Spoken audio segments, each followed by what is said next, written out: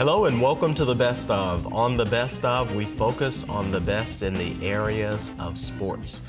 Yes, this is the Best Of, and we are really excited to share with you our guest for today. They are none other than Ms. Rochelle Stevens. Welcome to the show. Thank you for having me at the Best Of. Absolutely. Well, fortunately, I was blessed enough to have the best on the show, so thank you for coming on with us. We're excited about having you on the show today. Thank you. I'm honored to be here. Good. We have a lot to share, and we're going to do this in warp speed, and speed is something you're familiar with. So share a little bit about yourself. Most people already know you, but just for those who have really been buried or hiding in a cave someplace that haven't had the pleasure of finding out who you are, share with them who you are. I started running at the age of 12 in Orange Mound, Tennessee. OM, of course, racing other young people in the middle of the street, light pole to light pole, racing you on the school playgrounds at Cherokee Elementary School, and to say, hey, I'm the fastest kid in the neighborhood, and my mom saw me in the streets racing, and I was like, hey, I want to go to the Olympics.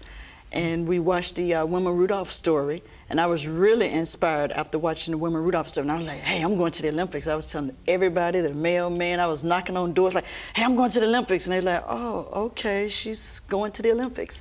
And How old were you? I was only 12 years old and knocking on folks' doors saying, I'm going to the Olympics. Wow. And so my mom put me in the AAU Junior Olympics summer program. And from there, just started training every summer and going to those track meets at an early age, traveling all over the U.S. at an early age. Had an opportunity to win AAU Junior Olympics a few times. I earned 24 scholarships in track and field because of that. State champ. So when I sit back and look at it, I was like, hey, I guess I'm a champion. I was the junior high city champion. I was a TSSAA high school state champion and All-American. I was NCAA Division I champion in college.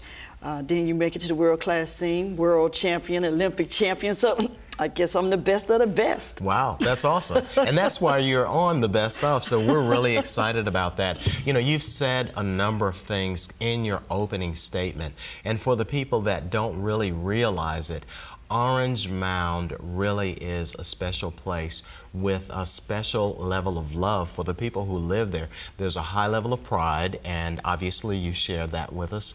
Orange Mound, Tennessee. Now, you talked about claiming being an Olympian at the age of 12. What kind of responses did you get? She must be crazy, Yeah. or you too small, you too short, you too skinny, and then you get around to you too poor, you don't make enough money.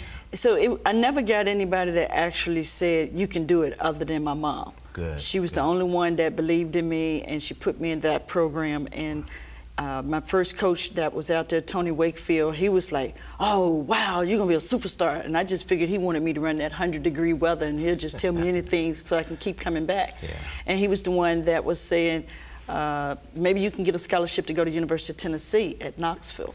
And so he put that Tennessee thing into my head at an early age, and I was trying to impress him, like, yeah, okay, I'm bad. And I would do extra sit-ups and extra push-ups, and I would run extra every morning and at night. So I was always doing extra because I wanted to be good. Yeah, well, that's what it takes. And I do want to pause just for a moment and give honor to your mom, because as we were talking before the show, one of the first things I said is, well, where's your mom? Because normally I see her. So Mom, I will say thank you very much for your gift, not only to Orange Mound, not only to Tennessee, the country of the United States, but to the world. So we want to thank you and we honor you. And thank you so much for really being that respectable daughter and listening to her. Also, Coach Wakefield, you must have been a pretty classy guy if you were talking about UT Knoxville. Go Vols. So with that being said, there were a number of things that you did say, and I will say to you that It was the brainchild of my wife when we talked about the best of and really tweaking things a bit, because as I've talked with you over the years, I'm a life and business coach, and that really moved towards the population of athletes because we realize there's so much talent there. There is also such a great need for guidance, and sometimes educational aspect is not there, and we really need that. But one of the first things you said was you got over 20 scholarships. That's incredible. And I do want to pause here and tell people that as we were talking, you shared not only did you get your high school diploma, you went on to Morgan State to get an undergraduate degree. You went on to Columbia University to get a master's degree. And then finally, Dr. Stevens, you went on to get your PhD at Columbus University as well. Right. So, ladies and gentlemen, young athletes, as my friend and brother, Coach Smith would always say, and he always referred to his athletes as student athletes. Mm-hmm. So you put your work in, and that's what Coach is all about, that plan B. So much for that. We'd like to talk about just some advice that you would give to young athletes, and then I'm going to have you to be thinking in the back of your mind too, because sometimes the athletes get advice and they're trying their heart out, but then sometimes our parents really could use some guidance and some coaching as to what they should do to better parent young student athletes. So what kind of advice, first of all, would you give to young athletes, whether they're male, female, any sport? The first advice I would give would be to hang out with other athletes that think like you. I was hanging out with other athletes that wanted to be the very best. And so I didn't have to worry about being pressured to do drugs, alcohol, or rob the next door neighbor, doing devious things, too hot, got a boyfriend before you're 15 years old or whatever. I know they start earlier now, but everything we talked about was about being the very best that we could be. We was interested in going on night runs, morning runs, lifting weights, doing push-ups, who can do the most sit-ups. Eventually, I got up to doing 2,000 sit-ups a day. So our focus was completely different. So I would say surround yourself around people that think like you. And that way you would stay focused a whole lot longer than the average person. Wow, that is so amazing that you say that, because as I talk about Coach Rick's Winners, that's a nonprofit that we've just started really to sow into the lives of young athletes and their family members. And you have done one of the first things. My wife has developed some products called the ABCs, and the A represents bring your A game. And one of the first of those A's is association.